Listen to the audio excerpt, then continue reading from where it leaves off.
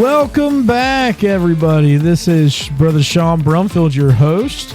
I'm here with another episode with you, and we got some exciting stuff to go over today. A little bit of this, a little bit of that, and as soon as Brother Ryan here is done with his head bob, I so wish we had video of that right now, because there would be no marbles left inside that head of his. That was great. Yeah, I think that energy drink is kicking in on me. The air guitar, the head bob. Oh, man. I even had my hat on sideways. Yeah. My Dayton's coming out on you. By the way, I'm back again. This is 2 episodes in a row. You're doing good. Wow. Back on my hot streak. Back on the streak. Yeah, exactly. Let's go. What's going on, everybody? Yeah, doing great, man. Yeah. Better now that I watched your head, Bob. Yeah. Fantastic. I heard the marbles, man. I was just laughing because he was just rocking out and rocking back and forth. It was great. Just his facial expression. You didn't get to see his facial expression. No, I didn't. I was watching the timer over here. The facial expressions is what was killing me. That's why I was like on the floor laughing. That was great. That was fantastic. Oh, you got to have some entertainment sometimes.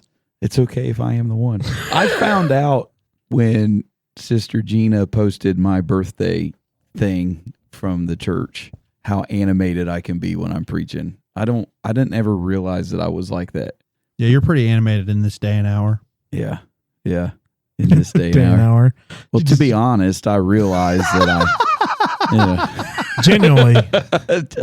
To be honest, I genuinely know that I can be animated in this day and hour. In this day and hour, we can be animatronic in an ambulance and anticipate. There was something. There was something that I did that was in that video, and I'll tell you what it was. It was where I was imitating his stomach growling, because I said every time you try to do, every time you say you're going to fast, that's when your stomach is like, blah, blah, blah, blah. You know that part. So everybody thought that she slow-moed that. That was just you? Yeah, she said the perfect thing about that was I didn't have to touch it. That was just him. I can relate to that, though. I like hearing your stomach. Oh, man.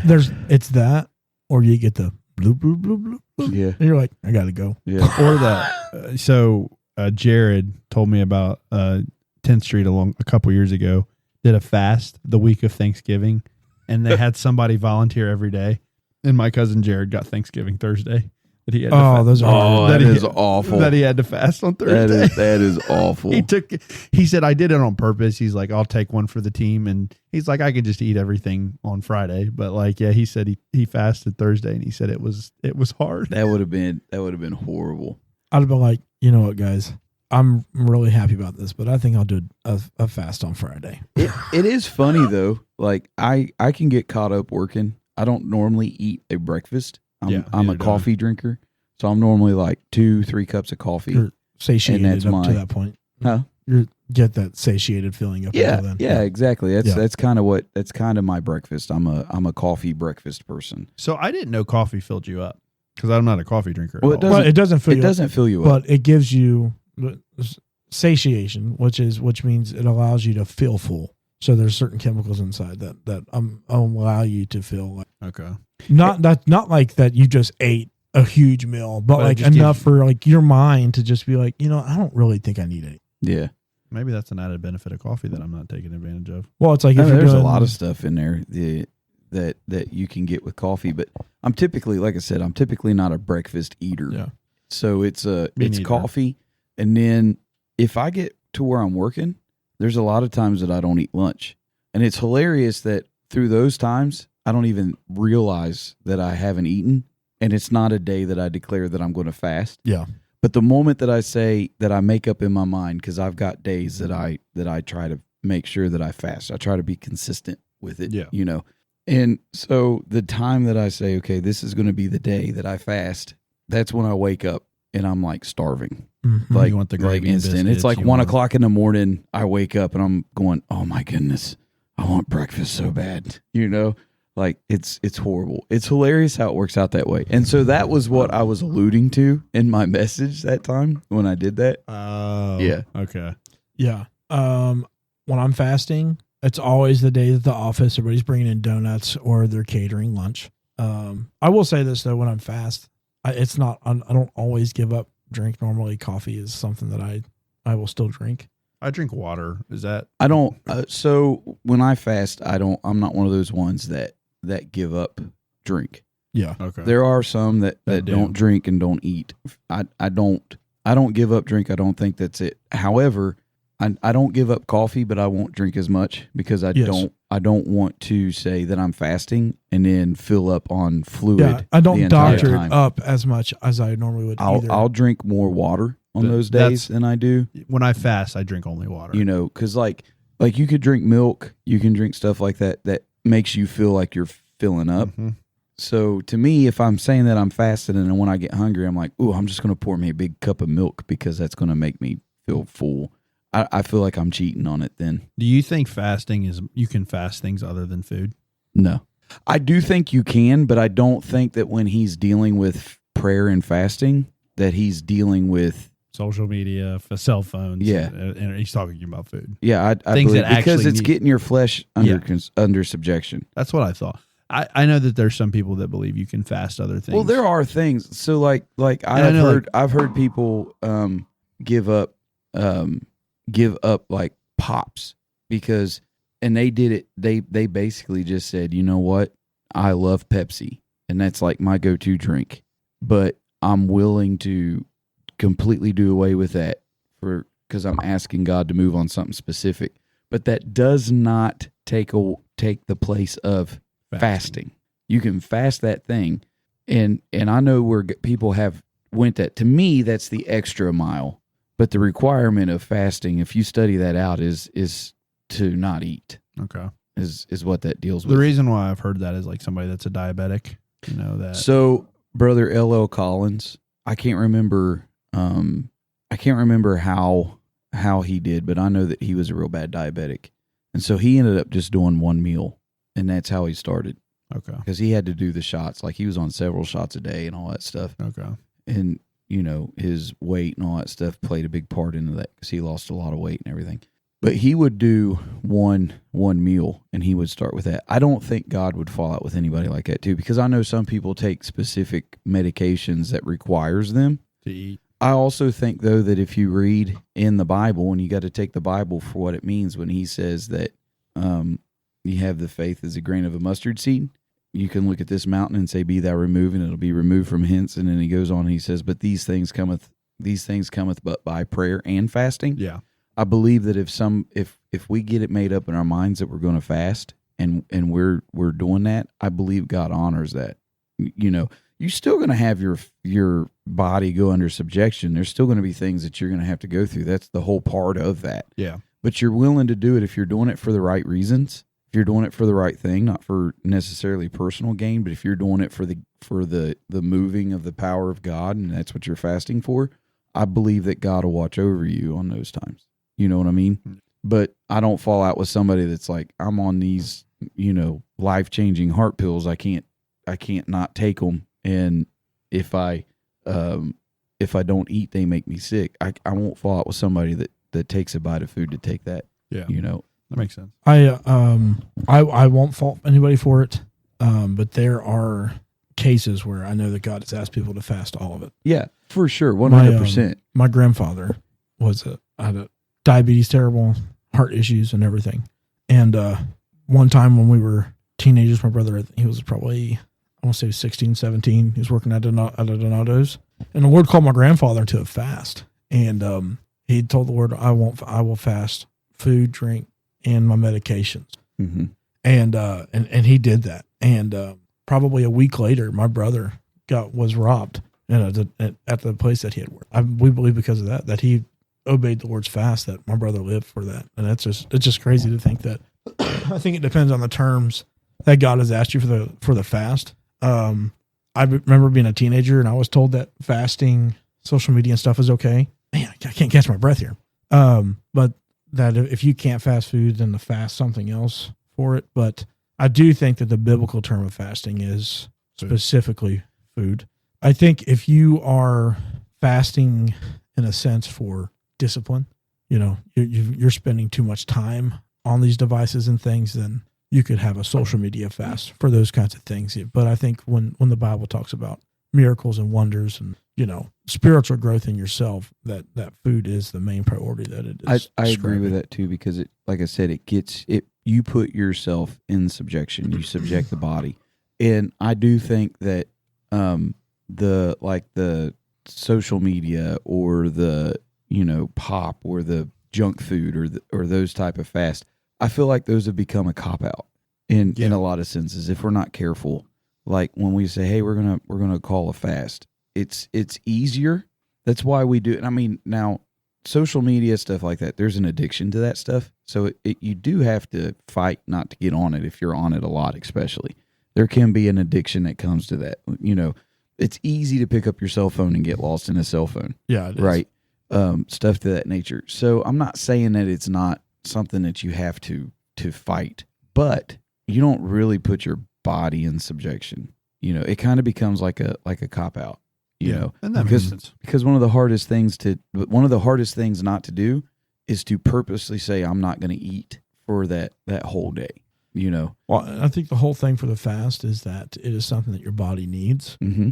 You are taking the physical needs, and what you're doing is you're putting the spiritual man into subjection or making the physical man be put into subjection so that the spiritual man relies more on God. Because I've heard of a story, and to tell you if it's a story, if it's a testimony or what it is, I heard it as a kid that there was a lady that went on a fast for over 30 days, and that it got so severe that her family was saying, you have to eat something. She was skin and bone. And she said, no, I can't stop this. And I said, why? She said, well, I'm at the point in my fast now that when I go to pray that the Lord sends an angel and he feeds me. Like she's seen a physical angel come down and give her stuff. And I mean, I'm talking about that, I'm not talking about a story I heard on TV, and I heard this in the homeless church that said this. So to tell you, I there's a significance for sure. That's why Christ told us to do it in that manner. And the spiritual benefits that come from that are just outstanding. I mean, the things that he's allowing us to do and perform because of that, putting yourself into subjection. Yeah. There's been a lot of things that's taken place because of somebody fasting. Yeah, absolutely. I think it's important. So, but we're going to move on here. I got a word. Word of the day. Word of the day. All right, guys. My word today is Collywobbles. Collywobbles. Is that a disease for cauliflower? Or a disease you get from eating cauliflower? Is it the dog that has a limp because a border collie that wobbles? That's a wobbling collie right there. We'll call him Collywobbles. No. It's got cattywampus. Cattywampus is for cats. Collywobble. Is it a jabberwocky? That, by the way, that was my word that you guys forgot. Yeah. I remember after you texted me. Yeah, after I texted you guys. See, I listen. No, it's actually kind of funny because this kind of segues pretty good into what we were talking about before. But collywobbles means stomach pain or queasiness. No way. Yeah. I have the collywobbles. I fasted. I began to fast and pray, and then I got the devil attacked me with collywobbles. Collywobble demon. Intense anxiety or nervousness, especially with stomach queasiness. So I actually suffer from collywobble. Whenever my nerves get really bad and like I have something big or major, it attacks my stomach. I want to throw up all the time. Just for context, I was very nervous for when I proposed to my wife or future wife. Yeah. I threw up all day. And then the day of my wedding, I threw up because I was nervous. Whenever I get nervous, it goes directly to my stomach. Makes your stomach queasy. Yep. Yeah, it's pretty funny. So I get collywobble. Collywobbles. That is a hilarious word, dude. That's a good one. I might actually use that one. It's like almost like a dude, like a fairy tale. You crack me up when you do that. I'm going to use that one. I probably won't. Because like I think about it for that split second. My mouth fires off. So I have to be like, could you imagine if I taking a deposit from a customer and you saying, "Oh man, I don't feel that great. I got the Collywobbles." You know what they'd be like? They'd be like, "Can I get somebody else?" Yeah. Or I'm about to take I got a home equity line that I got to do an application for. And I'm like, I'm really excited to do this home equity line with you, but actually I got the Collywobbles. I'm so excited that you gave me Collywobbles. Yeah. Yeah. I've got the Collywobbles because my diet is cattywampus right now. Yeah. Thanks to the fast. Yep. So that's the word of the day, Collywobbles. It is an early 19th century fanciful formation from the word colic and wobble. And okay. That makes sense. Yeah, so that sure does. Wobble is from the Low German wabeln, which is akin to Middle High German wabellen, to waver. And colic comes from the Middle French colique, from Latin colica, which is basically suffering of the colon. So Collywobbles. That's our word of the day. Word of the day. You can also tie that in with the butterflies. Oh, you yeah. know, like I get the butterflies Like in my if you stomach. like you know, people say, "Man, I love my wife so much. She gives me the butterflies." I'm gonna start looking at my wife and saying, "Man, you give me the Collywobbles." Hopefully she doesn't listen to what the actual definition is, because it means she makes you sick. Well, it's like the old days, like my bowels run for you, baby. Yeah, in the Bible. Oh Yeah. my goodness. Like, baby, you give me diarrhea. That's what you're saying. So romantic. Oh, his bowels run for me. Yeah, that is hilarious. You're like a delicatessen.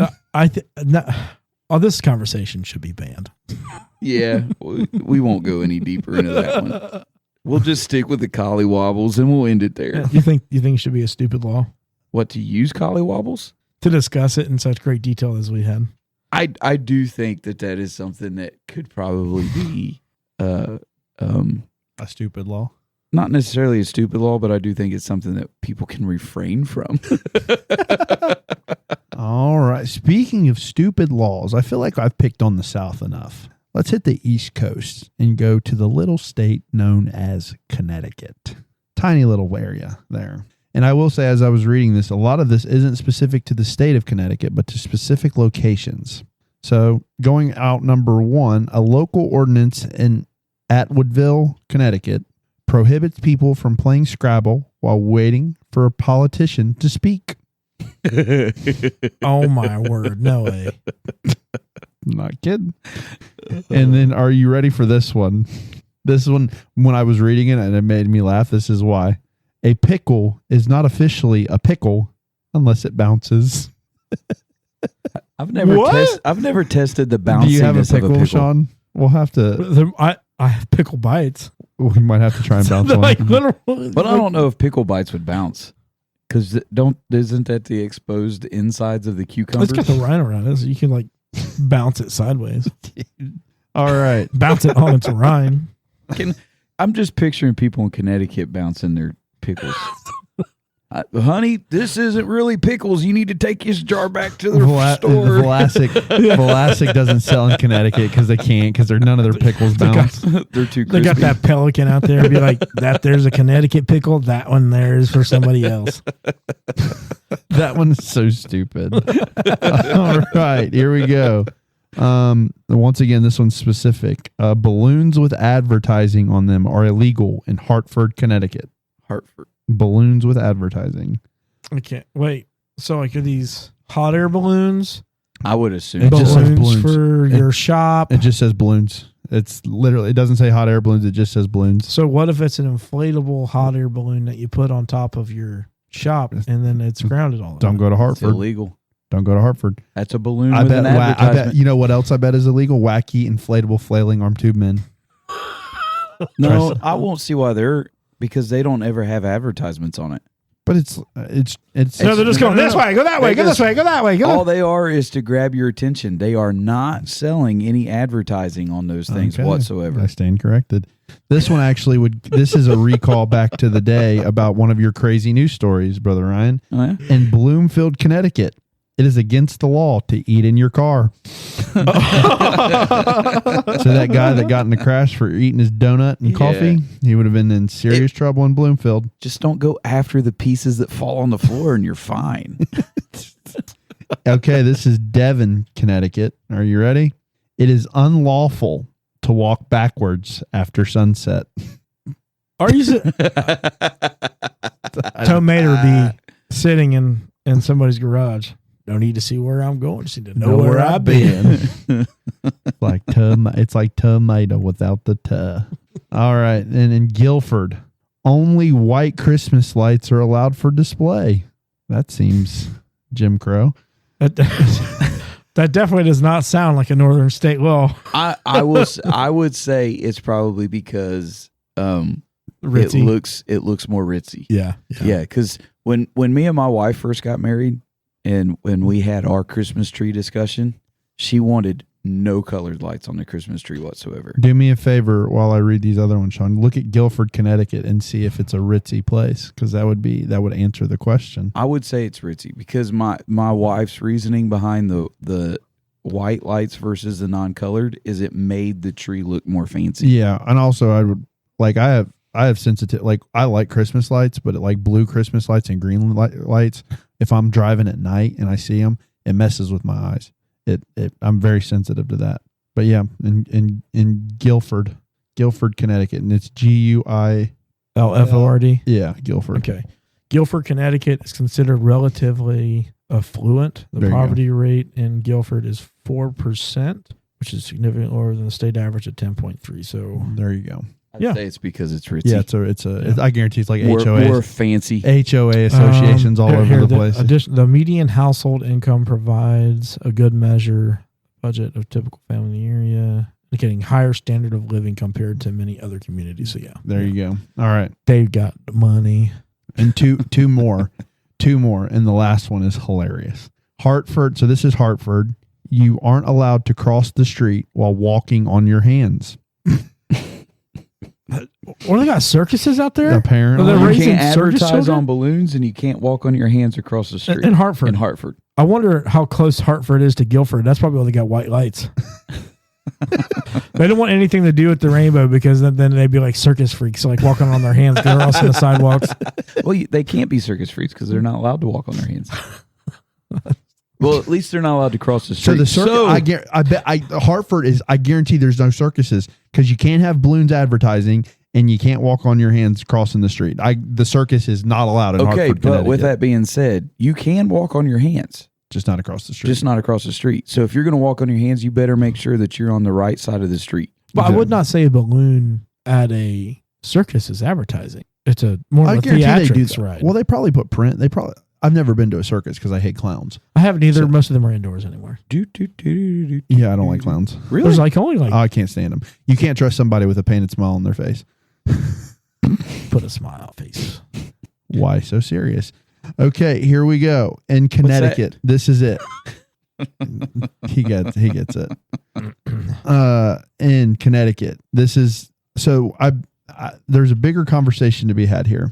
You may not educate dogs in Connecticut. So does that mean there's no service dogs? No, you would have to educate. You would have to educate it to become a service dog. So if you're blind and don't have a service dog, are there canine units in the police force? Well, again, it goes to beg the question, which is what I said in the last episode. I wonder how many of these laws are actually still active today. I guess we got a bunch of dumb dogs walking down the street. Yeah, instead of smelling for illegal substances, they just smell for donuts or dog treats. Have you ever seen that or heard that VeggieTales song, Donuts for Benny? I never watched VeggieTales. I wasn't allowed to watch VeggieTales because the people in Nineveh were fish slappers.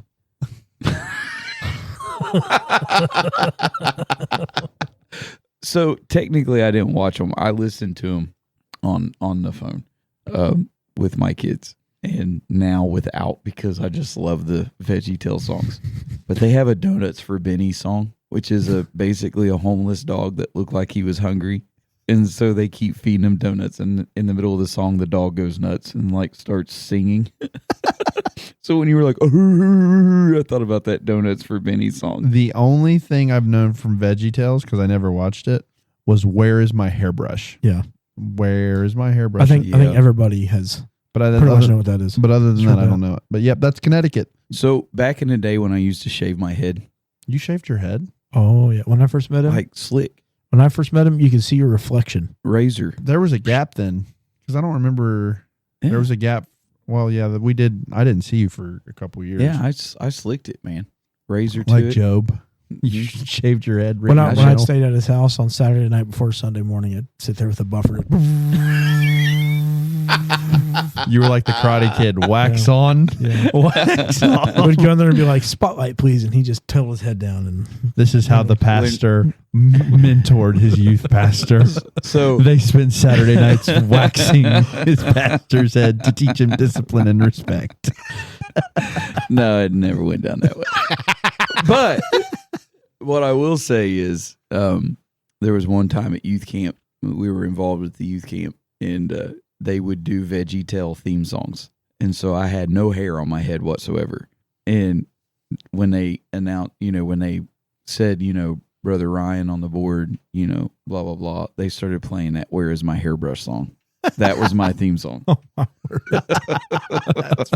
That's good. That's funny.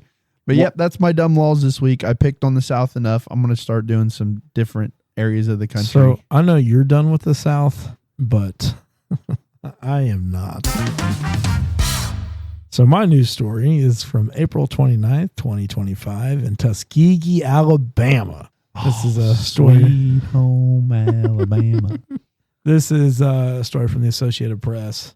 A runaway kangaroo named Sheila shut down a stretch of interstate in Alabama.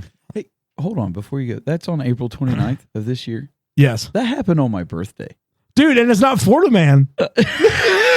I wanted to do that too. I got to do that. We got to look it up and we'll do it. Yeah, look it up while he's reading this. But pay attention to the story. Oh, I'm going to 100% oh, do dude, it. this is so funny. Because I was very excited for this news story. Okay, go on. Sorry, I didn't mean to. I don't know how I missed this. So down a stretch of interstate in Alabama, before state troopers and the animal's owner wrangled in the wayward marsupial, the Alabama law enforcement agency said the kangaroo was spotted Tuesday hopping along the side of Interstate 85 in Macon County, which is between Montgomery and Auburn. The site snarled traffic, and state troopers shut down both sides of the interstate for the safety of motorists. The animal's owners and troopers were able to capture it. Captain Jeremy J. Burkett of Alabama Law Enforcement Agency said, when somebody said there was a kangaroo, of course, I didn't believe it, and nobody believed it. But I'm looking at him. This sounds just like Alabama, doesn't it? Macon County Sheriff Andre Brunson said in a Facebook Live video as the animal was captured, the animal's owner, Patrick Starr. I'm Dirty Dan. I was thinking SpongeBob. Isn't that his name? Yeah. Patrick Starr? Patrick Starr. Yeah, it is. Yeah. Well, that's one of the episodes is they're arguing as a sheriff and deputy, and one of them is Pinhead Larry and one of them is Dirty Dan, and they fight over it. I have no idea any episodes. I just know he's SpongeBob SquarePants, and that's Patrick Starr. I'm like, dude, he came up from under his rock. His kangaroo got out from under his rock. Like, how do you even keep a kangaroo there? But the animal owner, Patrick Starr, told the Associated Press that the animal's name is Sheila and that she escaped from enclosure.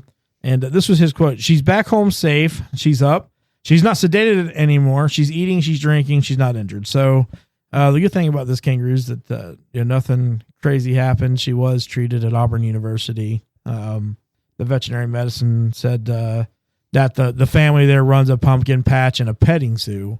But Sheila was just a personal pet for Patrick Starr. How cool would it be to be a kid growing up that said, hey, guys, you got your dogs? Like, could you imagine? Because schools do pet day. Oh, yeah. Could you imagine being a kid that brings a kangaroo to school as a pet? Well, I would be terrified because I don't know if you've ever seen the video a few years ago. This was like a viral video from Australia. A kangaroo has a dog in a headlock. Yeah. And the owner is going to try and get his dog. He's going ham on the kangaroo. And he literally, he sets up like a boxing stance and punches the kangaroo square in the face. And the kangaroo like lets go of the dog and like staggers for a second and then just like stands up. And it's like, oh yeah, that would be terrifying. Well, they in Australia they've had incidents where kangaroos are coming in and killing people's dogs. They're coming in and ripping the necks open. And if you've ever seen them, man, they're we talked about Bruce Lee a couple weeks ago. They are literally Bruce Lee. They're jacked. But animals. Like they are just. All I could think of is, do you remember that song or that there was a movie or show that came out, Kangaroo Jack? I've never seen it. Well, they have this part where he's like in this dream and he's like in this boxing thing. And he's like, Mama said to knock you out. So I'm going to knock you. That's all I could think of. I'm going to knock you out. I'm glad Sheila's okay though. What would your mindset be if you're driving down the road on your way to work, on your way home from work, or whatever the case may be, and you're driving down the road and all of a sudden this kangaroo's like right next to your car? All I'm thinking is Steve Irwin out here too? Yeah, where's the crocodile hunter? Yeah. I mean, that is definitely something you wouldn't see every single day. Yeah, not even, like, to be honest, even in Alabama, that seems a little far-fetched. Listen, could you imagine? What if you hit the kangaroo and you had to make an insurance claim and you call in and you tell them with all seriousness, I just hit a kangaroo. And they're like, where are you at? I'm in Alabama. No, you didn't. You did not hit any. You hit a two-legged dog jumping across the interstate. And you're like, no, this dude's got pockets. Like, I know I hit a kangaroo. He said crikey. It's a callback to an episode a long time ago when you said you were caught on the training video yawning. Oh, yeah. I would love to hear the insurance call of that where, hello, this is blank and blank insurance company. How can I help you? I hit a kangaroo. What? I want to know what it takes to own a kangaroo. I wonder if you have to have special permits and stuff. You got to. There's no way you can't. I mean, if they're already a family farm and petting zoo, they probably already have certain licenses. Oh, well, you probably just have to be a rescue of some sort because there's probably something. They have animal sanctuaries and stuff like that. I would imagine that they didn't just purchase this from anybody. This is probably an animal that's probably already been rescued or had issues, or they made maybe it their personal pet though. But our kangaroos, yeah, I know. But what I'm saying is though, if they were to get it as like it's like a deer. You can't own a deer in the state of Ohio. But if there was something wrong with that deer, then there's something in Carlisle. There's some people in Carlisle, Ohio that are breaking the law because they have a deer in a pen. So you personally, you can't own deer unless there is something defected with them, like if they were blind or they couldn't hear, that kind of thing, or if they got missing a limb or something. Something has to be a disability for you to be able to keep it. The only way I know that is because when my grandparents were still alive, we would go up to their house and they had a neighbor that had I was a kid, so it was a fawn and it was blind. So, and then eventually it got out and over top of its fence. But you said that they had to rescue the kangaroo. Probably. I don't know about how they actually obtained it. I'm just inferring. Well, I'm just curious. Are there kangaroos native to North America? Not that I'm aware of. So how? Well, it could have just been an old kangaroo from the zoo that was no longer, able to defend itself amongst the zoo or whatever. I'm still thinking these are some of the coolest kids in school. Oh, 100%. I'm never going to a friend's house. I mean, I'm having people coming to my house and see my pet serious. kangaroo. Like, these guys are the coolest kids in school. They have to be. I thought I was cool when I had a Great Dane as a dog. Yeah. Just imagine a kangaroo. Kangaroos are extremely strange. So, this is kind of weird. So, at 2 or 3 weeks of their pregnancy, they give birth, and then the joey climbs into their pouch, and then it attaches itself to the mom after being born. How do you know this? They can also pause their pregnancy. What? Yeah, because they live in such harsh conditions. It could be, for them, it could be middle of rainy season or desert season. I mean, Australia's got a crazy Have you ever seen those things of the horrid things of Australia? I would all never the go to spiders Australia and everything like that. Yeah, I used to say way. I would love to go to Australia. Nope. if you got a postcard from me from Australia, I was taken. Okay, I'm not going there willingly. Everything can kill you. I just want to go to Wallaby Way. Wow, Crikey. this makes me want to share that koala fact we looked at earlier. No, Shrimp on a bobby. You ain't gonna do that. No, I just won't ever willingly go there. Everything there can kill you. Everything. There's a random spider, it can kill you. The most poisonous snake in the world Is in Australia. The black mamba is there. I'm not going. They have everything there can kill me. They have saltwater crocodiles. Okay, No. I'm not dealing with that.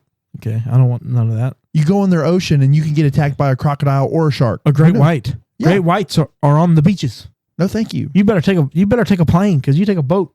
Yeah, Chomp Town. okay, well, but with that being said, it is scientifically proven that sharks and alligators are coming more and more into our fresh water. I live in Ohio.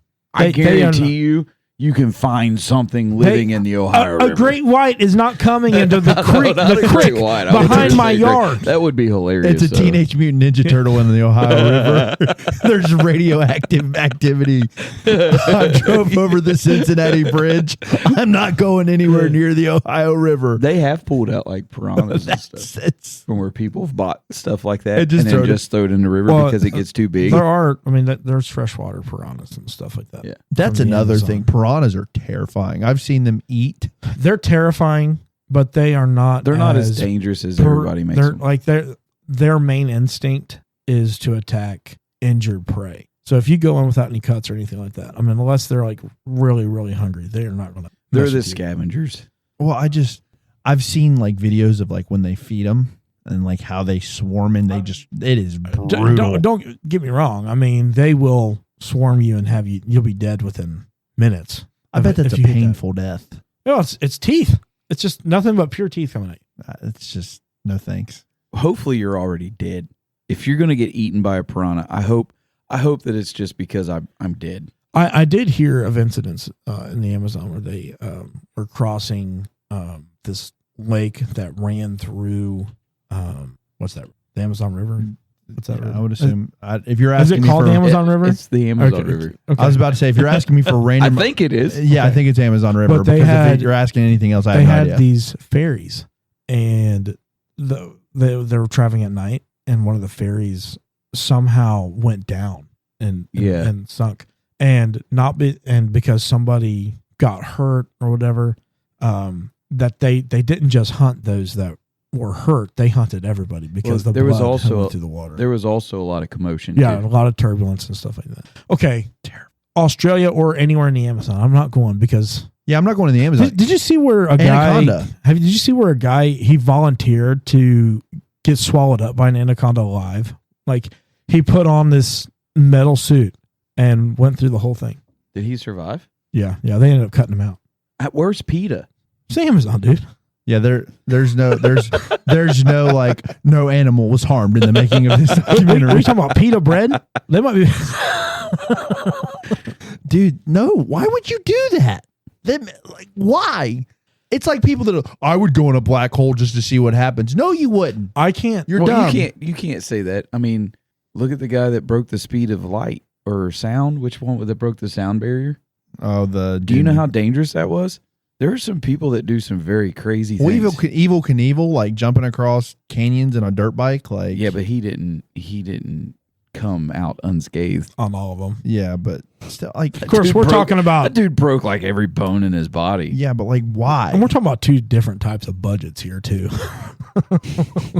True. I would never volunteer to be swallowed whole by a snake. I can't. Like I don't understand these guys that go toe to toe with these beasts, like that own all these exotic, like Mike Tyson. He was talking about how he owned tigers. He had and a tiger, stuff. yeah. And he said, when you have a tiger, you're just not going to Walmart at a whim. You're going when that tiger's asleep. You're going because he said, and he goes, you always is always challenged by it. And like, you can't look him in the eye because they feel like, okay, you want to go some of this. Yeah. And he said, that it's weird. He goes, if they're raised amongst like your family you and your family's cool. But if anybody else comes in there, they're getting ate alive. Well, it's like I saw a YouTube short of a guy that's like, if you have a pet wolf, Yeah. you can't, and you become part of that wolf's pack, you're not going to Walmart. That wolf's coming with you. Yeah. Like Yeah. they don't leave because you're part of the pack. Right. Like, Yeah, and he said you never have a male wolf either. They're always because they're going to challenge yeah. you. Yeah. So do you remember where I used to live when you stayed with us? Yeah. Down in that valley, there was a place called the Monkey Bar. Yeah. Okay, so you remember Down what I'm talking about? down on the by the By river down there? right? Yeah. Yeah, it's actually not too far from where we baptized. yeah. At the church, it's not too far from there. Yeah. So the reason why that's called the Monkey Bar is because years ago it used to be a big biker gang area. I mean, years and years and years ago. And they had an orangutan that they kept. And you could pay to fight that orangutan. This is true stuff. They would keep it in that place. You could pay to get it. At this time, my uncle is the local dog catcher for the county. It gets out of its pen and takes off running. So he gets a call. They have to catch this orangutan. The sheriffs, all that stuff. Those things are so strong that it was getting on top of the cop cars and it was caving in the roofs just by hitting it with their arms. How was that legal that you could fight it? Dude, back in the 80s, you could like pay to have a mail ordered chimp. So my dad said my uncle would tell him the stories. It was my dad's brother. He would tell him the stories. He said it was hilarious because it figured out how to turn on the hoses of people's houses. Oh, man. And so as the cops were chasing it down the road, it would start spraying it. That orangutan would start spraying them with their hoses. It's hilarious. They ended up catching it. They had to put it, they didn't euthanize it, but they shot it with a dart to get it sedated. They ended up catching it, and I think they donated it to a zoo somewhere or something like that. But yeah, that's the history of that. That's why it's called the Monkey Bar. That's hilarious. And I forgot to do this last week. Who wins in a fight? 100 men or one gorilla? Yeah, you mentioned it, but we never said it. Yeah, I know. One gorilla. You don't think 100 guys could overtake one gorilla? Depends on who the guys are. An average man? No. I don't think so either. I think the gorilla wins. Because everyone's like, You get 100 Eddie Halls, maybe. yeah, well, because he is a gorilla. Yeah. Or No. Brian Charles. He's strong, but the gorillas, I'll go gorilla every time. So the reason, if you're going hand in hand against a gorilla, I'm going to go gorilla every time. because everyone says eventually the 100 men would wear it down, but I don't think that's the case. Because it like the first, like no matter what, the first 10 to 15, you're done. Oh, yeah. It's like you There are. will be casualties. Okay, look, I'm going to tell you right now. If I'm one of those 100 men, I know for a fact I'm not defeating any gorilla whatsoever, right? There's nobody that'll ever look at me and say, that dude has a chance against a gorilla. I get that. Knowing my luck, if I got voted to be a part of those 100 men, they would be like, let's push this dummy in there first and see what he does to him so we get an idea. Could you imagine being the first guy? Yeah, you're the first I'm 10 or 15 thinking- that go in together. But I'm Like- thinking a mob might be able to. Well, that's what I'm saying. It's Not not like you're necessarily- you're not going in one at a time. It's not like one at a time. Like Sean goes in, then I go in, then you go in, Ryan. It's not that. It's not like that. It's 100 men at the same time versus one gorilla. So like, I just don't think it doesn't matter because because people are like, eventually the gorilla will get tired, or what you do is you get a mass amount of people attacking on each of his arms and each of his legs. He's going to crush you. His teeth are sharp. He's strong. Like there's just nothing. I don't think you contain him. He can do too much stuff. Yeah, they're He's- too quick. They're too mean. They're I think if you get men that had caveman or if tech. you have Yeah. or like I think that would be more of a good fight. modern. 'Cause men, think about it, modern men, no. Neanderthal, cavemen guys, yeah. No, I think modern men with spears and bows or whatever, rope could handle it. Yeah, but that's not what they're talking They're about. talking hand to hand. They're I talking know, hand to I know hand. what you're talking about. But what I'm saying is, a dude with a sniper could take with a gun could take it out. okay. But what I'm not talking about coming in there, with 308 and putting a bullet between his eyes. I'm talking about if you wanted to take nature with nature. Okay, gorillas make tools. They use tools all the time. Yeah, to fish bugs out. Why can't we use tools? And I'm not talking about just going off and we're going to come with a flamethrower and we're going to roast this guy. You go with that, then men would win. would win. Absolutely. But 'Cause that's how we got I on think, top of the food chain. I think if it's just pure strength, I don't think your arms with your reach. There's no way his reach is twice his long. Yeah, I think if you maybe had 100 Brian Shaws or Eddie Halls, like world's strongest man, I still don't think they could take those punches. I think you would need a mixture of Eddie Hall and Bruce Lee. Like you'd have to have a good mixture of quick people and strong people, because strong guys get wear out like nothing. But you get a couple strong guys to hold it, and then a big Bruce Lee to come around. You're not going to hold it. That's the thing. You're not going to. I don't know. I think the gorilla wins. Unfortunately, I sorry. Rest in peace to the 100 men. But I said if I were to put in that, I'd want to. So like I was like, what number would I want to be a part of? I'd want to be like 70, because I'm not near the front, but I have a chance to be it. But I'm not the last line. It's not like, so there's been 60 people that are been in and involved or whatever. It's like a Royal Rumble style in the WWE. I want to be like number 70, because guess what? There's 60 people in there that have wore it down and are probably perished. The pressure isn't on me to finish the job because there's still 30 guys behind. Yeah. I don't know. I just don't think it'd happen though. There's no way that I could just come up and be able to do it. Like that would just, you'd die. Yeah. I'd be so scared. Like no. I just don't I don't understand how the meme got so big. I'm just gonna be honest with you. I think even if you just went with a pistol, 5 guys with a pistol would be hard. Yeah. It will depend on the caliber. Have you ever tried to kill a raccoon that's like mad? No. Lissa's what kind of uncle tells a story. Redneck are you talking about? Lissa's uncle tells a story about a raccoon that got in their loft, and him and her cousin went out to try to kill this thing, threw it off, and it landed on the ground, got up, and went right back up. And they shot that thing like 20 times before it died. A raccoon.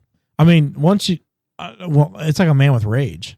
A man that's full of rage. Like you see these videos of like the police coming up with somebody that's like drugged out of their mind, and it takes the whole force to put bullets in them to get them down. Yeah, I mean it's crazy. I mean I think if you were talking about just full adrenaline and all that surge, I mean who knows what could happen. I'm Team Gorilla. I'm Team Gorilla. I think so too, but I mean because that's what I'm saying. Like when if it in its natural state of it's not going to get tired of just eventually it'll get tired, but I mean as it's coming down off that high, it'll be asleep for 3 days, after it's conquered 100 men. Yeah. What? After it's killed people. Well, guys, that is the end of the episode here. Quite a bit of things for you to think about. Are gorillas worth going after? Do you think you could take it? Let us know. Leave us a comment on this episode, or send us an email at pulpittothepew@gmail.com. So, see y'all later. See you, everybody. Have a good night.